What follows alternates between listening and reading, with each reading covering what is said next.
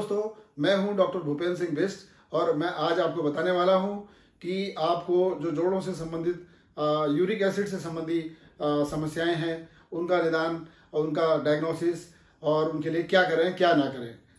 तो दोस्तों, सबसे पहले ये जान लेना आवश्यक है कि ये यूरिक एसिड क्या होता है। दोस्तों, ये यूरिक एसिड प्रोटीन के मेटाबॉलिज्म का एक बाई प्रोडक्ट है जो कि सामान्य अवस्था में सभी लोगों में पाया जाता है, खून में पाया जाता है।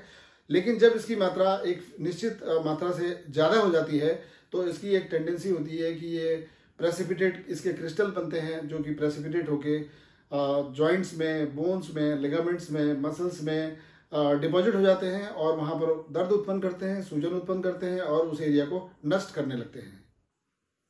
अब मैं आपको ये बताना चाहूँगा कि ये यूरिक एसिड जो प्रोटीन के मेटाबॉलिज्म का बाई प्रोडक्ट है, ये शरीर में कहाँ से आया और क्यों बनता है। दोस्तों, हम प्रोटीन जब खाते हैं तो ये प्रोटीन जब हमारे अंदर मेटाबॉलिज्म होता है शरीर के अंदर, तो ये छोटे छोटे पार्ट्स में बढ़ता है जिसको हम के अमीनो एसिड्स कहते हैं। इसमें से प्यूरिन एक ऐसा मुख्य अमीनो एसिड्स है जो कि आगे चल के एब्जॉर्ब होने के बाद जब लीवर में दोबारा प्रोटीन की सिंथेसिस होती है तो ये बीच में रिएक्शन में यूरिक एसिड को लिबरेट करता है।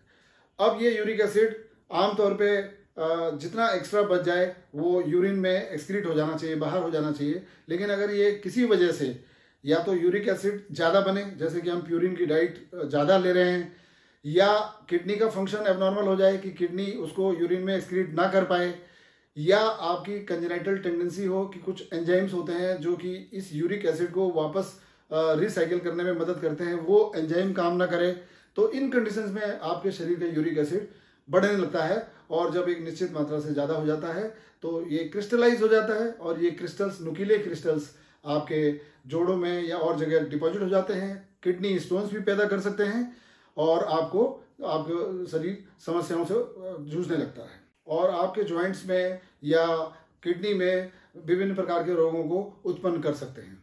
दोस्तों, इस यूरिक एसिड यानी कि जिसको हम सामान्य बोलचाल की भाषा में कई बार गठिया भी कह देते हैं, इसकी 4 अवस्थाएं मुख्य रूप से होती हैं।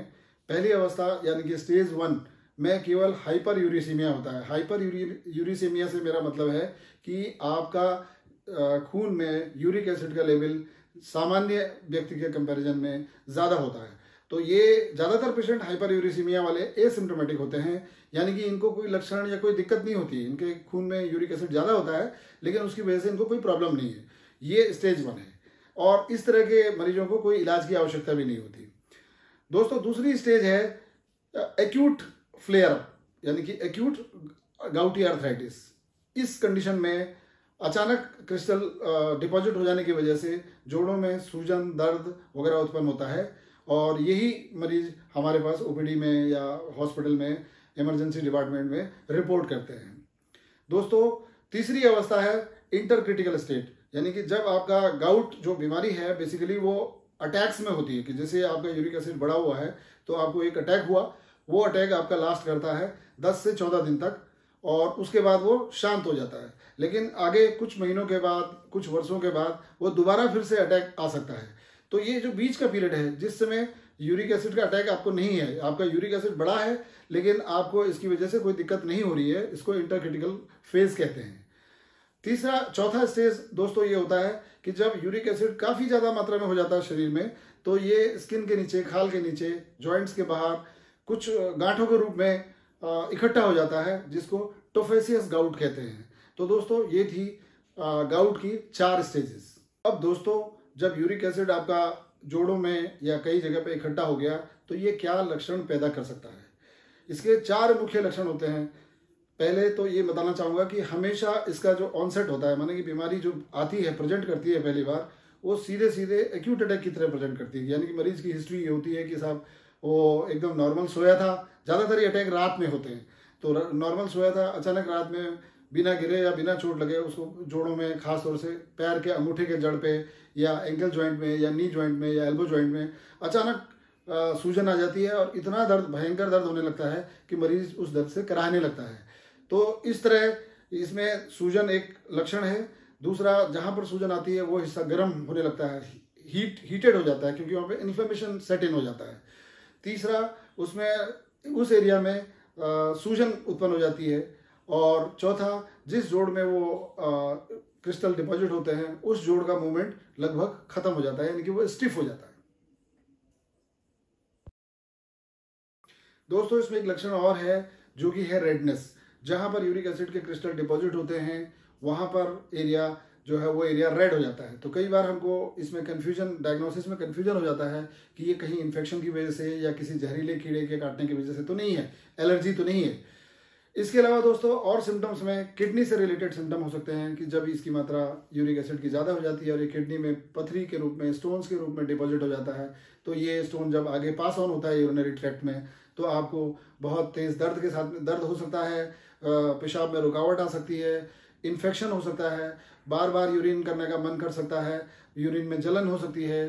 तो ये सारे लक्षण आपके होते हैं। दोस्तों अब इस यूरिक एसिड को हम कैसे नापें, कैसे इसके बारे में पता करें? तो इसके लिए एक सिंपल टेस्ट होता है कि खून में यूरिक एसिड की मात्रा नापी जाती है, जो आमतौर पर 7 के आसपास रहनी चाहिए, 7 से नीचे रहनी चाहिए। अगर 7 से ऊपर है तो हमें अंदेशा होता है कि ये कहीं मरीज को यूरिक एसिड। दोस्तों अब इसके इलाज के बारे में बात कर लें तो यूरिक एसिड का मरीज जब भी एक्यूट प्रेजेंटेशन लेके आता है तो सबसे पहले इसको NSAIDs यानी कि non steroidal anti inflammatory drugs जैसे ब्रूफिन है या नेप्रोक्सेन सोडियम है, ये इस्तेमाल किए जाते हैं, जो कि और कभी कभी स्टेरॉइड भी देने पड़ सकते हैं ताकि उस फ्लेयर अप को हम शांत कर सकें।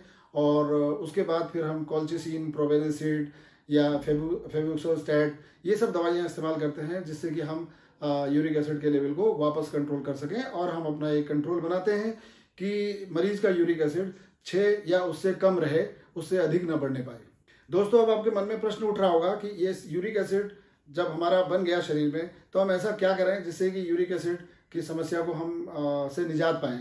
तो पहली बात तो ये जान लेना आवश्यक है कि यूरिक एसिड की बीमारी क्योर नहीं हो सकती, ये केवल कंट्रोल हो सकती है, क्योंकि ये मेटाबॉलिक डिसऑर्डर है। ये हुई या तो यूरिक एसिड ज़्यादा बना प्यूरिन रिच डाइट लेने की वजह से, या यूरिक एसिड निकल नहीं पाया, या कन्वर्टिंग एंजाइम्स उसका शरीर में एब्सेंट है या कम बन रहा है, तो यूरिक एसिड ज़्यादा बनता है। तो अब इस यूरिक एसिड के लिए कुछ हम डाइटरी पैटर्न आपको बता सकते हैं कि जिससे आप यूरिक एसिड को कंट्रोल रख सकें। सबसे पहले तो हम ये कहेंगे कि कौन सी चीज़ें आप भोजन में ना लें जिससे यूरिक एसिड बढ़ने की संभावना हो। तो पहले नंबर पर इसमें आता है अल्कोहल। अल्कोहल की मात्रा अगर हम रोजाना इस्तेमाल करते हैं तो इससे शरीर में यूरिक एसिड डायरेक्टली सीधे बढ़ने की चांसेस बढ़ जाती हैं। रेड मीट नहीं खाना चाहिए, कुछ फिश हैं उनको भी नहीं लेना चाहिए, और वेजिटेरियन में कॉलीफ्लावर है, स्पाइनच है, मशरूम्स है, इनका सेवन, और कुछ लेंटिल्स हैं, दालें हैं, वो उनका सेवन कुछ कम करना चाहिए। और जो इसके अलावा शुगरी बेवरेजेस जितने भी हैं, पेय पदार्थ जो हैं, कोल्ड ड्रिंक्स जितने हैं जिसमें एक्स्ट्रा शुगर है, सुक्रोज है, वो भी यूरिक एसिड बढ़ाने में मदद करते हैं और हम लोगों को अटैक प्रेसिपिटेट कर सकते हैं। इसके अलावा दोस्तों बाकी आपको सबसे ज़रूरी इसमें ये चीज़ है कि आपका अगर यूरिक एसिड लेवल बढ़ा है तो आपको कम से कम 6 से 8 गिलास पानी रोज पीना चाहिए ताकि वो शरीर से extra uric acid wash out हो जाए। अपना अगर ओबेसिटी है, शरीर भारी है, तो ओबेसिटी को कंट्रोल रखना चाहिए, क्योंकि ओबेसिटी भी डायरेक्टली यूरिक एसिड का लेवल बढ़ा सकता है। एक्सरसाइजेस, एक फिक्स टाइम की एक्सरसाइजेस नियमित रूप से करनी चाहिए ताकि यूरिक एसिड का लेवल घट सके आपका। ये तो डाइटरी चेंजेस हैं। तो दोस्तों मैं उम्मीद करता हूं कि आज के इस वीडियो से आपको कुछ सीखने को मिला होगा और आप अपनी और अपने आसपास के लोगों की जो यूरिक एसिड की समस्या से जूझ रहे हैं उनकी कुछ मदद कर पाएं। Thank you for watching. Thank you very much.